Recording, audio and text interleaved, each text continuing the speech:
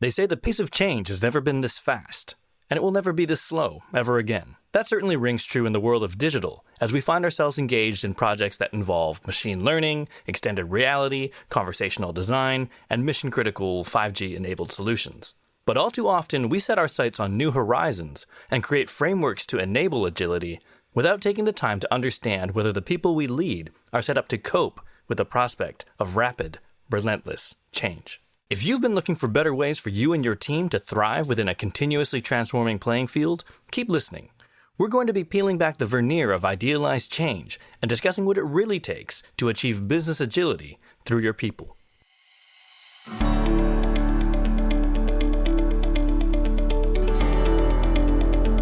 Hey folks, thanks for tuning in. My name is Galen Low with the Digital Project Manager. We are a community of digital professionals on a mission to help each other get skilled, get confident, and get connected so that we can amplify the value of project management in a digital world.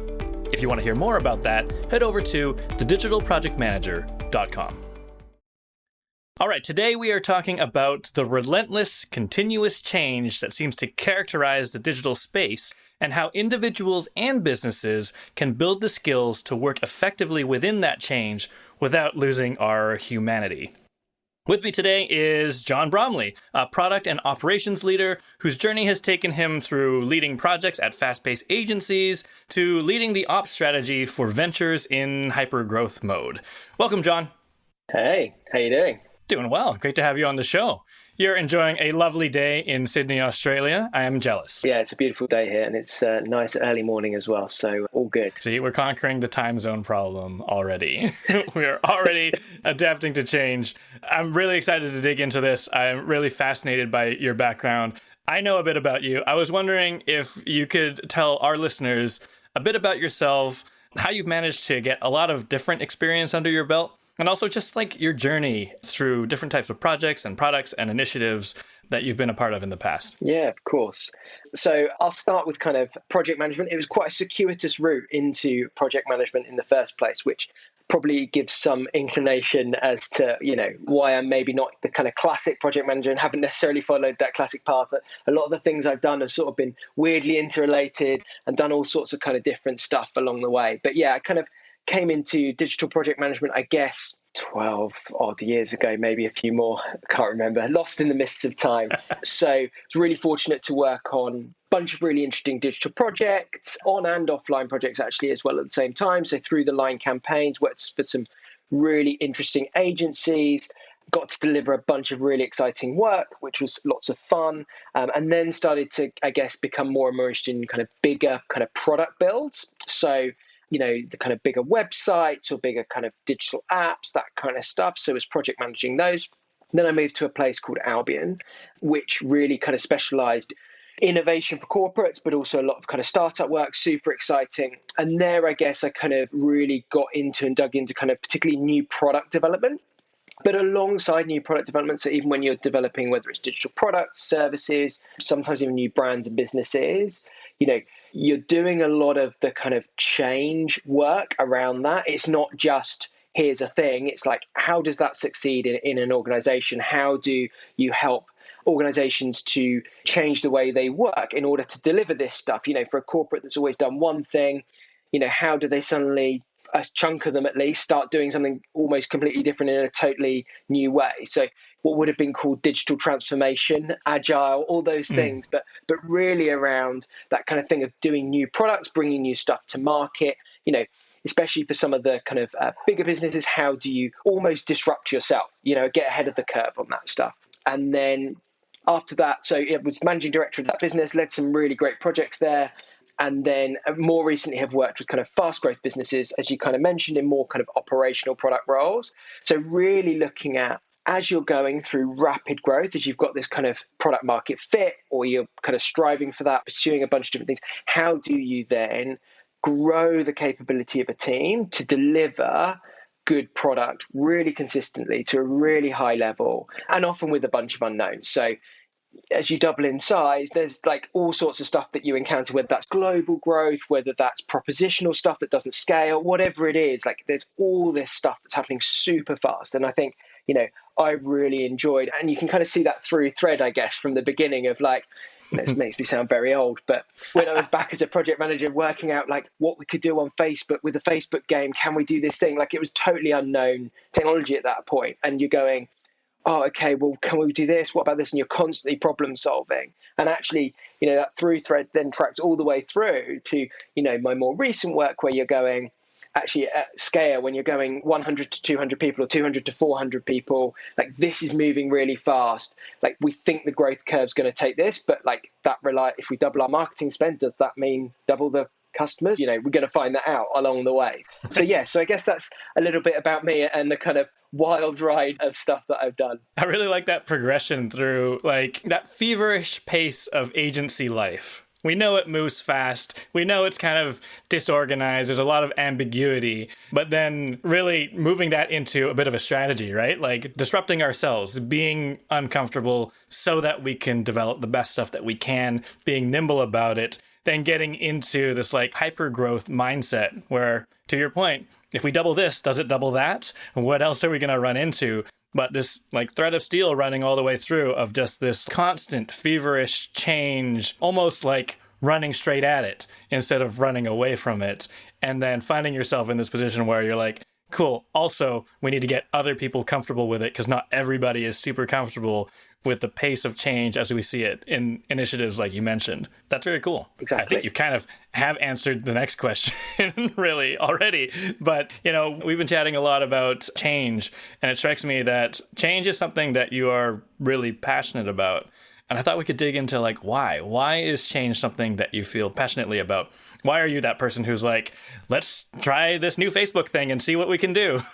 Yeah, I think I wasn't always that way. It's funny, isn't it, how that kind of develops. As I look back, getting into that stuff, it was like slightly terrifying. But I think I was fortunate to be like thrown in the deep end on a bunch of things and realized that actually I really enjoyed the challenge of having been thrown in, now you've got to swim. So I think there's a natural inclination to kind of do that stuff. And also, I would recognize over that time, I've been really fortunate to be exposed to all sorts of stuff. And actually, that experience you gain helps you realize there's a bunch of stuff that's like pattern matching. So you're like, oh, I've seen something like this before. And sometimes it's not even something even related, but you build up that stuff. But you get better at it. You get better, more comfortable with like, actually, this is really ambiguous. But I think in terms of my kind of passion for why I think change is really good to embrace, I think it's all around us, technology.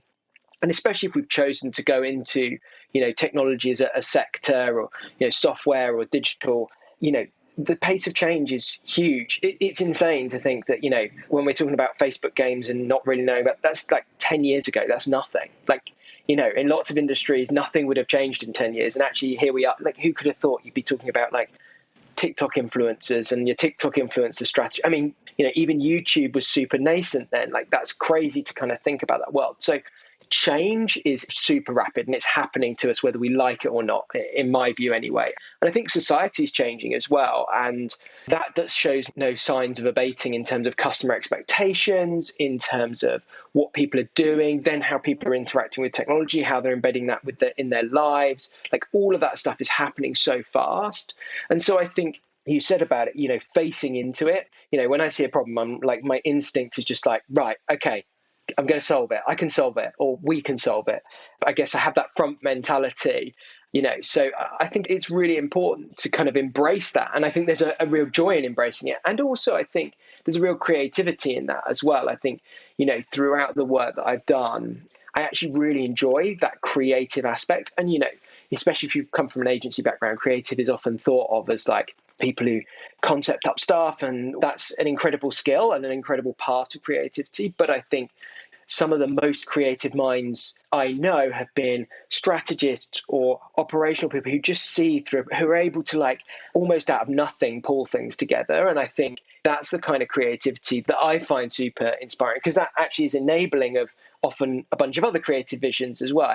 Sometimes it's a bit meta, but I think that's super exciting. So I think, when you're on the front foot for that stuff, your ability to get into those situations where there's like super cutting edge, really interesting creative thought is really there. And I love that.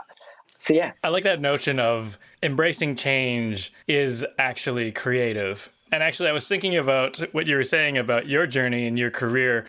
And it strikes me that starting out in project management, a lot of the time change happens to us. And it strikes me that what you have done is actually not just run towards change, but in a way have gotten in front of it.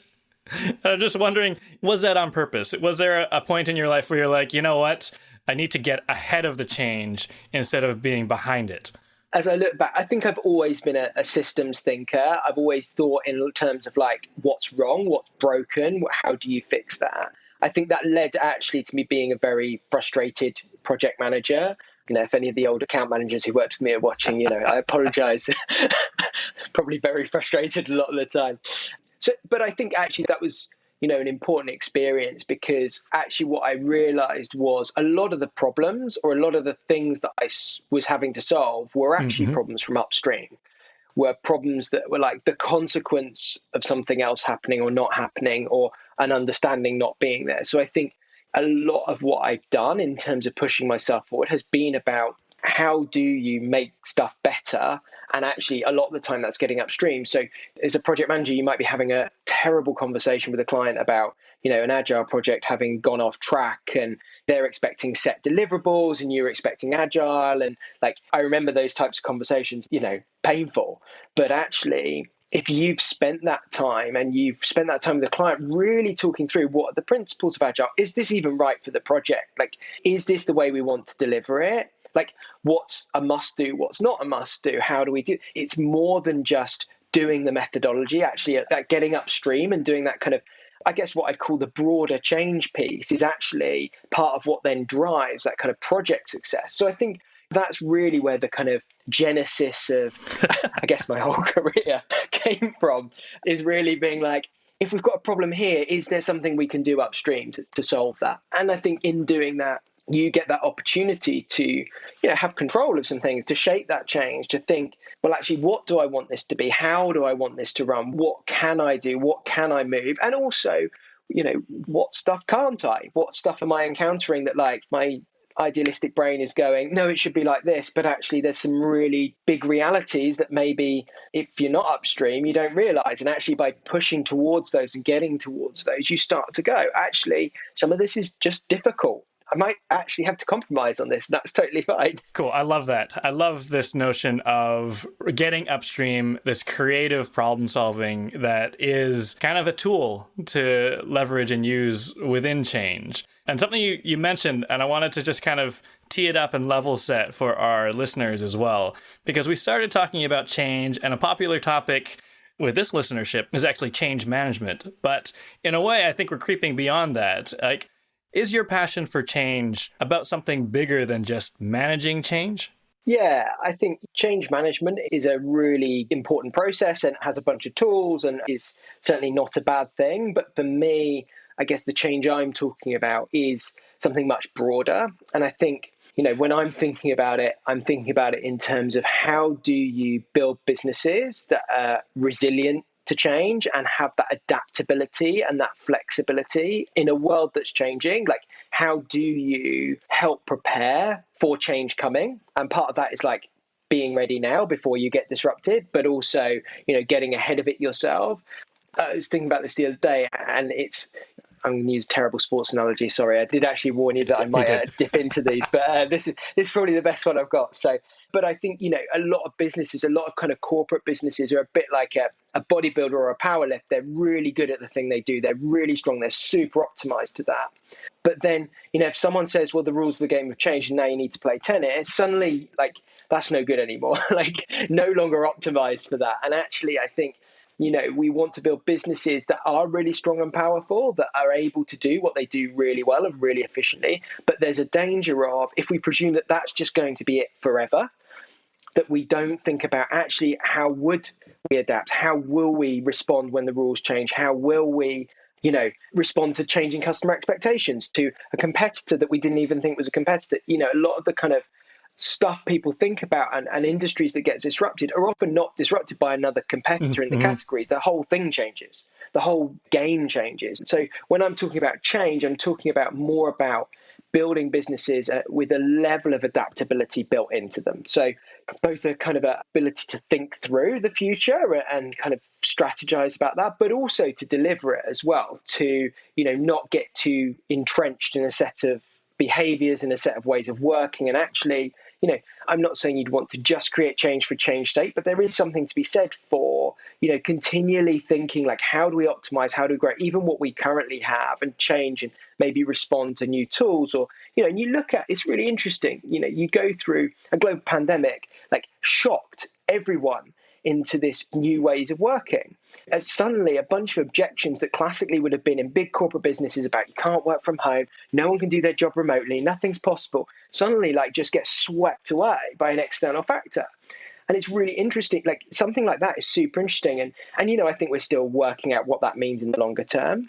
But what it shows is like often stuff can be changed more than you realize. And actually, a lot of the tools that already exist are possibly just not being used very well or whatever it is. So actually, it's really interesting. Like even something like that can come along and get people thinking in a different way. Obviously, lots of downsides to it as well. I'm not suggesting it was a good thing, but that kind of shock to the system sometimes can be incredibly enlightening in terms of, I guess, what happens next. So yeah, when I'm talking about change, I'm talking about that broader piece of change. Change management is an amazing skill. And I've worked with some great people who are very good at then, how do you see that through? What are the ways in which you operationalize that? You spread that through an organization.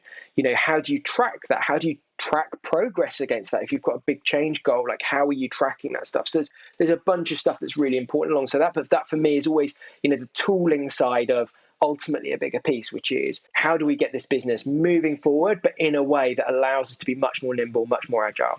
I really like that. I like the word business agility sort of comes to mind. I was thinking about something you said earlier, especially about methodology, right? Humans, we kind of psychologically are wired to cling to stability and resist change, but often that would be our downfall. And then something you said earlier, which is like, don't just do the methodology, like question it upstream. Agile might not be the right approach. And the whole reason why we have agile frameworks is to be nimble. And yet here we are at the precipice of just saying, oh, agile must be the thing and it's going to stay the same and let's cling to the stability and never change because now we figured it out. Look through history and be like, no, that's kind of dumb. Like we need to always be creatively thinking about what's changing around us and disrupting ourselves and being ready for change. Because to your point, we don't always pick the time. It might not be a competitor in your space. The ground underneath you might shift. There might be a global pandemic. Having that agility and this ability to sustain and survive change is actually one of the most important things you could have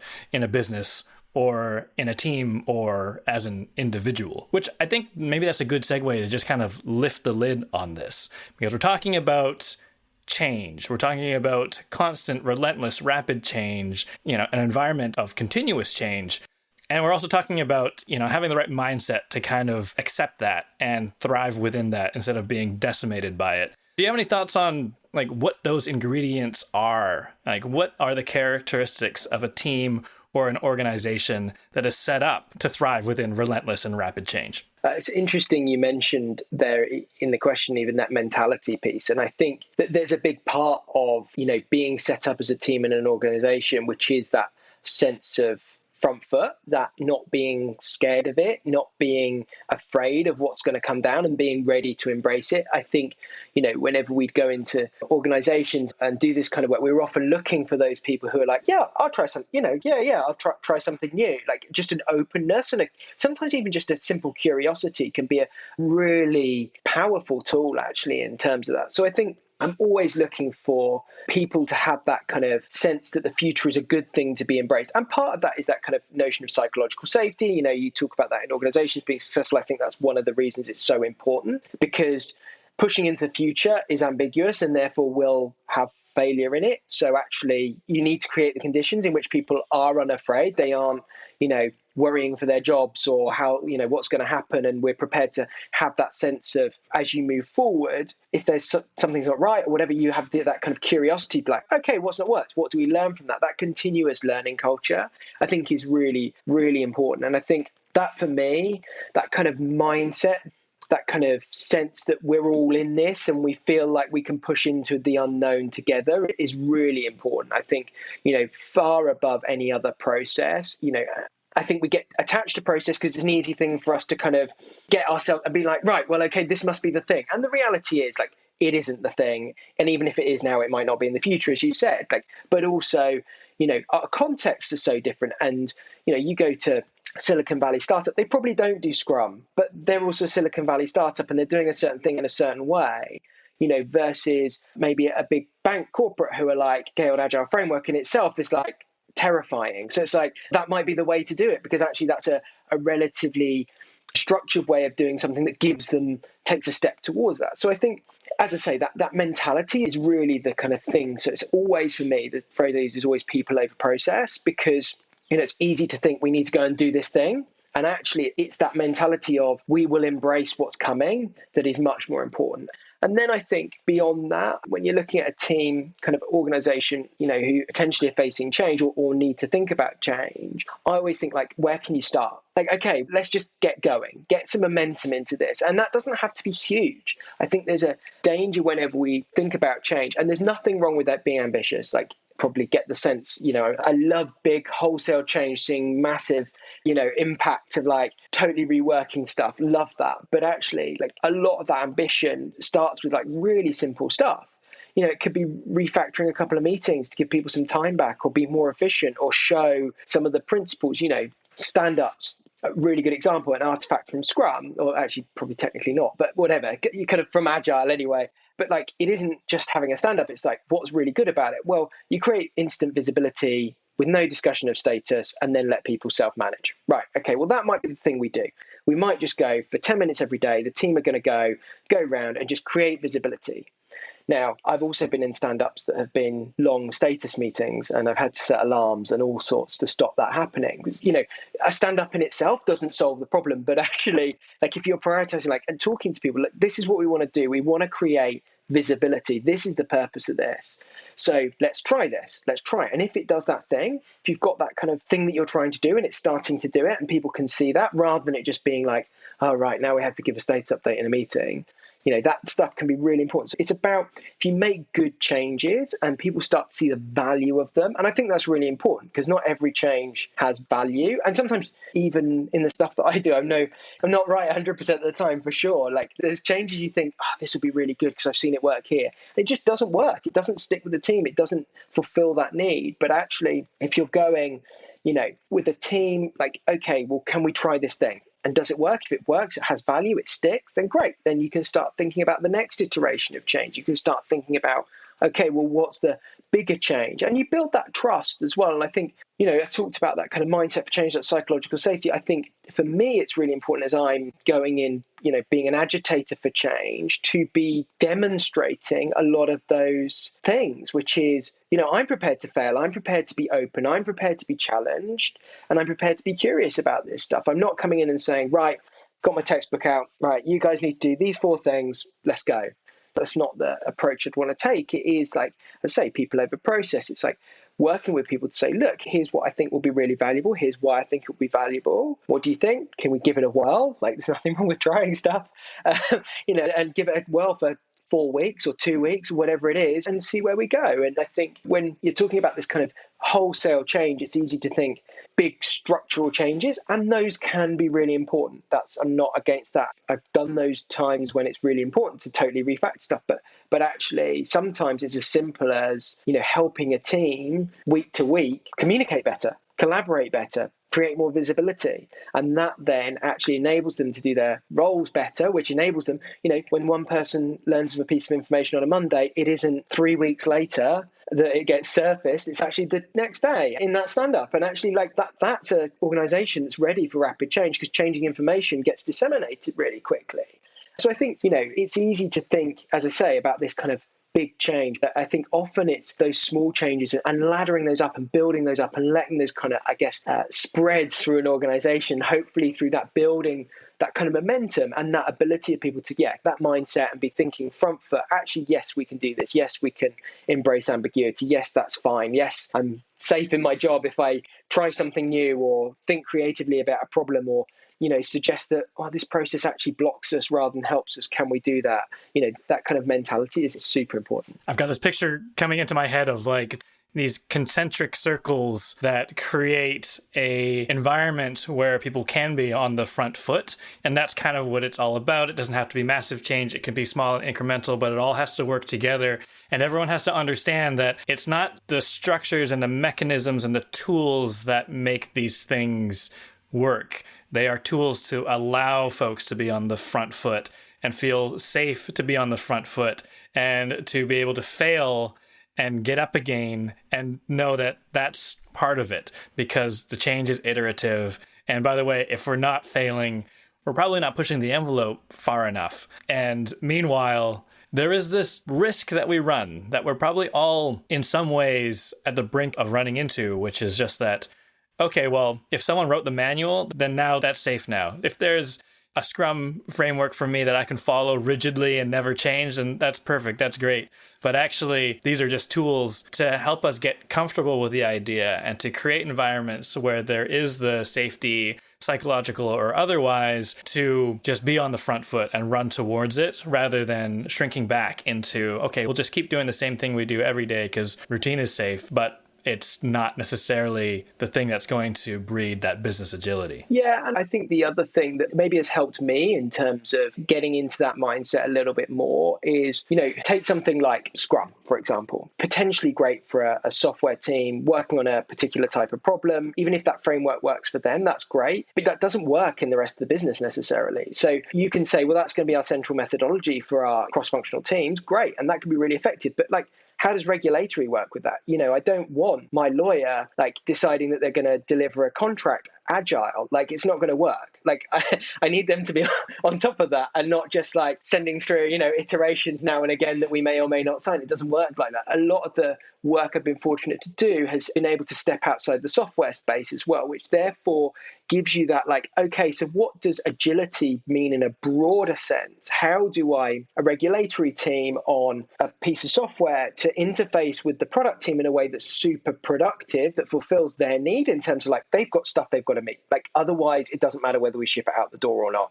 If we get shut down, then, that's the end of it anyway. So, how do you help those two things work together? So yes, you might have Scrum working in one place, but actually then what you need is you need a regulatory team. How do you help them have that mindset of problem solving together, getting ahead of that stuff, thinking stuff through as a group, collaborating, coming in early, working through problems, talking about risks, talking about the kind of understanding also in the product life cycle we are, what position are we in, but then also for a Scrum team, what artifacts are we going to need to still produce actually to fulfill certain obligations? If you work in highly regulated industries, it's no good.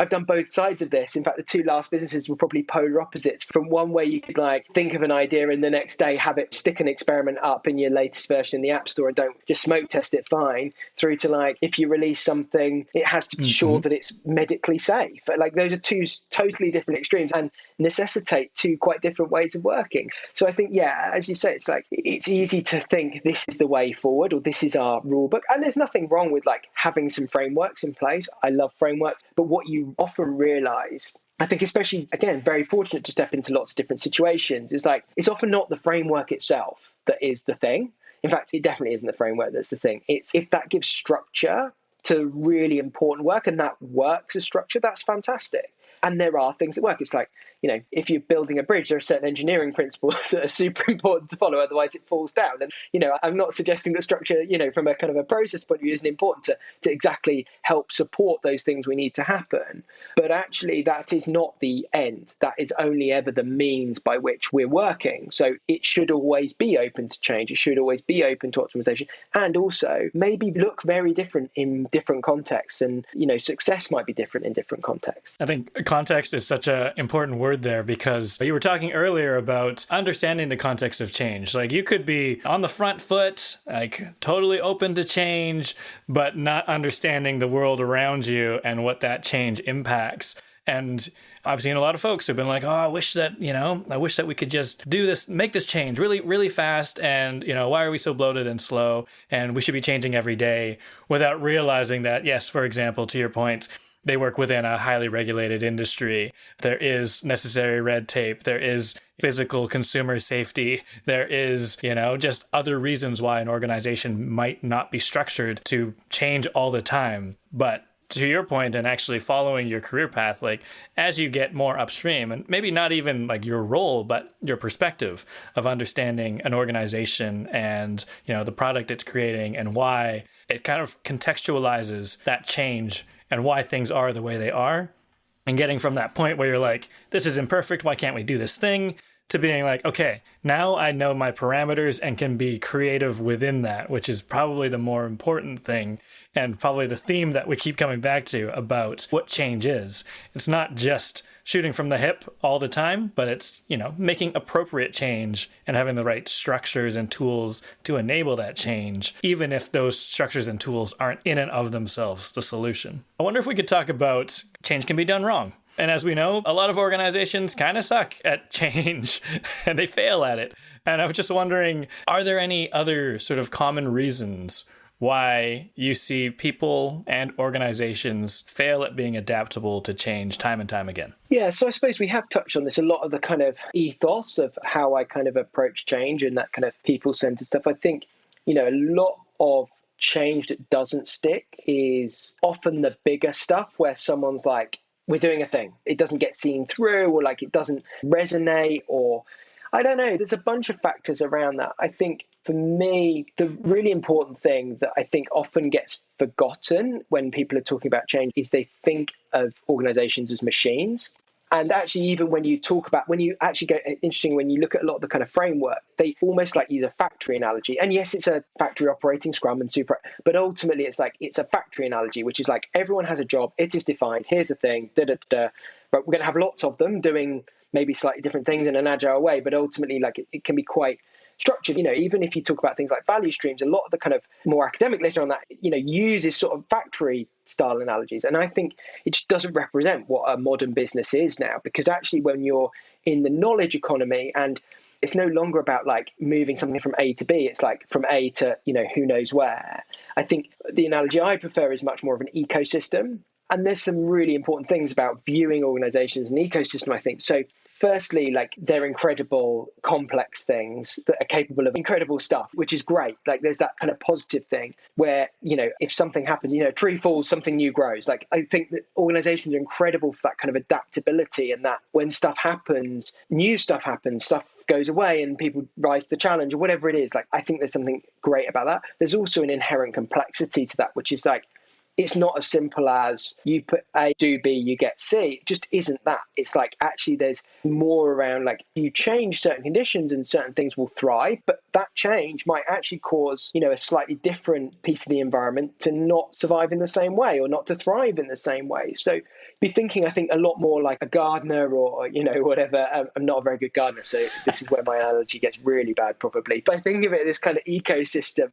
You start to realize like actually small changes that you think will cause one thing, you've got to kind of observe the results a little bit. You've got to kind of see how that's going to play through, because what really works for one area might not work for another. And actually that's okay, because we're complex individuals and we bring ourselves to work and we have a bunch of stuff going on. And that's the thing with the knowledge economy, is ultimately a group of individuals at its component parts. Yes, if you're managing 1,000 person, 2,000, 10,000 person organization, one single person may be a small percentage of that, but it still adds up. Like it's still those individual decisions, those individual mindsets that become organizational change at wholesale way, and where you see organizations who are very good at that, they often have a very strong culture. People talk a lot about culture, but I think that's what it is, both in terms of attracting, identifying and hiring the people suitable for that culture, but also then, bringing people along that way. Essentially, you're going, this is the ecosystem, you fit in with it and you thrive. If you don't, you don't. Yeah, so I think organizations are often thinking about that kind of end goal and think about a series of mechanized changes rather than how do we grow towards that. And I think, you've probably got that sense talking about that kind of iterative way. And that can still be pretty radical. And sometimes you need to chop a tree down and be like, that's got to go. Like, that's fine. But being really clear about the fact that has other stuff to it and other knock-on effects. And I think, if you think about the kind of organization as an ecosystem, the other danger I think people fall into is they sort of see the end point and they start there, which is not a bad thing in terms of like ambition is really important. Being clear about where you want to get to is really important. But I think there often isn't the consequent acceptance of where people are at. And being real about that and being real about what an organization is really optimized for. It's really interesting. Like, sometimes organizations are really optimized for a thing, whether you like it or not. Now, that can be really functional. You can have really great sales-driven organizations who are like, ultimately numbers focused and they're just really effective. And like, to be honest, if you haven't got a number on it, no one's interested. And that's optimized. Now, that may not be what you need for like doing this big long-term, long-burn strategic change, but that's still where you're at. You've got to kind of be honest about that, because actually, if that is the way things thrive in your environment, then trying to suddenly go like, oh no, we're going to do this long-term R&D project, it's 2 years, suddenly feels like totally counterintuitive to people, because people are like, well, it's not delivering any revenue. I'm judged on revenue. Like I'm, month to month, day to day, like people are ringing a bell. What, like, who's this guy in the corner who's got like 6 months before he even has to show anyone anything?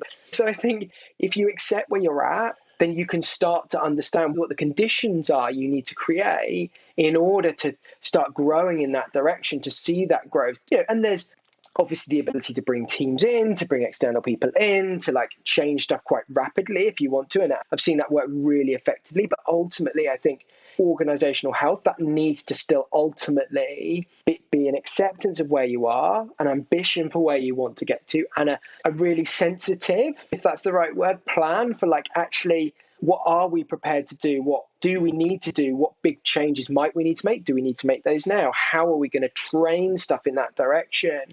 And that's where I think a lot of organizations get it wrong, actually, is they sort of go, right, we're agile now. And they start there and everyone's like, well, we don't even know what that means. Like, and, I've been there as well. Like I've given talks to people on like Scrum methodology and they're looking at me like, cool, thanks. Like I work in finance. How would you apply this to like the processing of supplier invoices? I'm like, I've probably just wasted an hour of your time. Sorry. Yeah, good to know though, good to be abreast of it. But like that just is, so I think it's easy to sort of go, we're going to do a thing because that's the big bold statement. And that's important. But actually that seeing that through really starts with that acceptance of where you are and really pushing from there. I really like that. And I think the other interesting thing in terms of your line of thinking is this notion of, machines and ecosystems. And I think humans, we like machines because they're designed to do a job.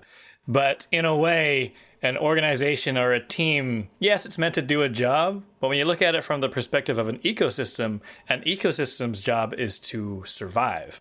And not just do a thing, but actually survive even if a tree falls over. Like, we need to keep going and starting from a point and then going to a point, right? And an ecosystem does not just immediately transform. And we've got these, buzzwords and misunderstood concepts about agility and change being instant and just needing to have a North Star without actually like understanding where we're at and meeting people where they're at. No, I think that's really cool. Yeah, I think a lot of the stuff I kind of work with, a lot of the time I'm looking at what are the incentives in any given situation. And I don't necessarily mean just financial incentives, but ultimately, like, how are people incentivized by embracing this change? And, in a lot of places, the incentive for most people is to survive. Like, keep their head down, keep doing what they're doing. Definitely don't get seen as like doing something wrong or too crazy or being a wild card. Like, that's a bad thing. So, they're actually just trying to survive. And, if this bunch of changes comes in, a lot of the time they're working out how do I just doing kind of as sufficiently as possible, given all this stuff that's happening. And I'm going to try and, protect what I've got for as long as possible. And like, actually, that explains a lot of people's resistance to change. So, coming back to that thing I said about mindset, if people are incentivized to demonstrate that mindset of forward thinking, of embracing change, that's actually where you start to unlock, because actually then people are like, oh, actually, like, this benefits me. I can see how this benefits me. So if you can align those individual incentives with the kind of broader business incentives and what the business is trying to do, I think that's really powerful. I think it ties back to what you were saying about, culture as well, right? In a culture where putting your head down is survival, that's what people will do. In a culture where actually adapting and moving forward is what's going to be survival, then that's what's going to happen as well. So I think that's important. I just wanted to round out with this because earlier you mentioned about how you were a frustrated project manager, right? And it can be really frustrating as a project manager or someone who's just not like necessarily in control of change or the way that change happens. But now that you are where you are, what advice would you give to your younger self about understanding change and how it works?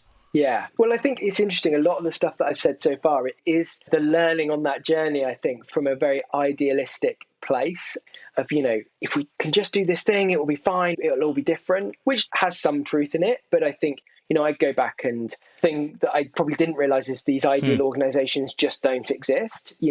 Talked about the kind of famed Spotify model that Spotify don't even use, or certainly, stopped using. It's like you read all this stuff and it's easy to kind of get into it and be like, right, we need to work like this. And, you read Empowered and you read whatever and you're like, oh, this is the way it works. Like in Silicon Valley, it will work here. And actually, a lot of the time, those ideal organizations don't really exist, or like some of them are like the 1%ers or the probably even smaller than 1%ers. And actually, like, it probably isn't right for the context you're in.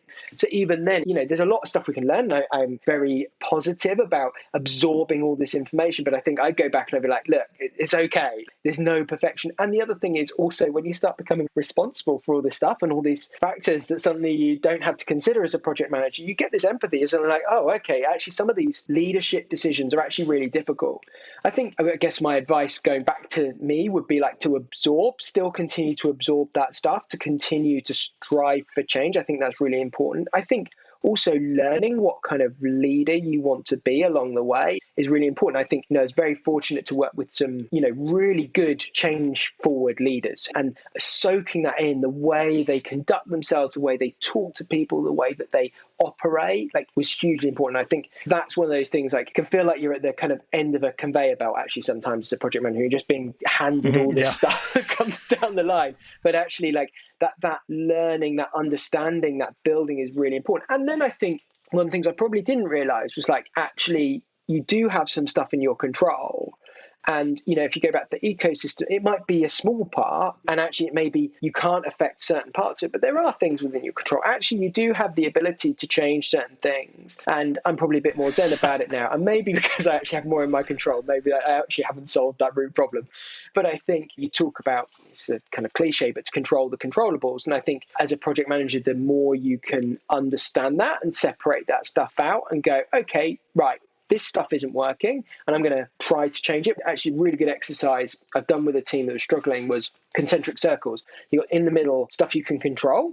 Now, as a project manager, that might be relatively small, but you can get that stuff. And then you've got the stuff you can influence. And I think that probably for me, going back, I'd be like, actually, the stuff you can influence, learn how to influence it, learn how to build influence. Don't just like try and bring it under your control. Sometimes that'll work, but often it won't. Think about like influencing skills, your ability to impact that stuff, your ability to change that. Like that influence sphere is really important. And then just say there's some stuff beyond that that is just like can't do anything about whatever happens. And I think doing that, like understanding that is really important because it stops you trying to control everything, which I think, it's a big trait within project managers, I'm sure, to control things, because that's what, partly our job is to control things. So we instinctively like try and bring everything in, but then actually that kind of influencing level is really important. And actually that enables you to think actually a bit more about your broader impact and touch on stuff like actually that would never be in your control. And that never changes. Like nothing's ever totally in your control. Even if you're a CEO, like it's never directly in your control. It sort of is, but it isn't really. Like a lot of that is really done through the sphere of influence. So I think,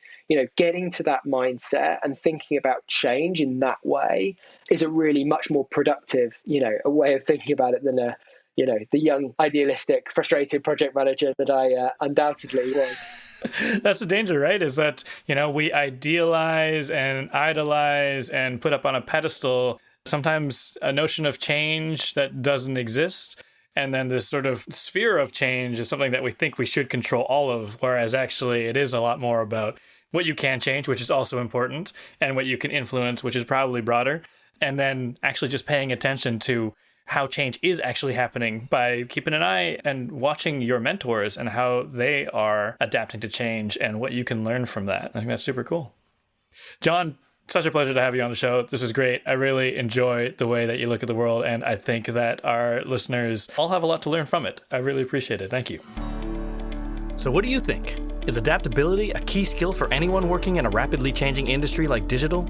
Or is rapid change a bit of a trend that will cool off into steadier business practices? Tell us a story. When was the last time you've had the ground beneath you shift? And what did you do to help your teams through the change? And if you want to hone your skills as a strategic project leader, come and join our collective. Head over to thedigitalprojectmanager.com/membership to get access to a supportive community that shares knowledge, solves complex challenges, and shapes the future of our craft together.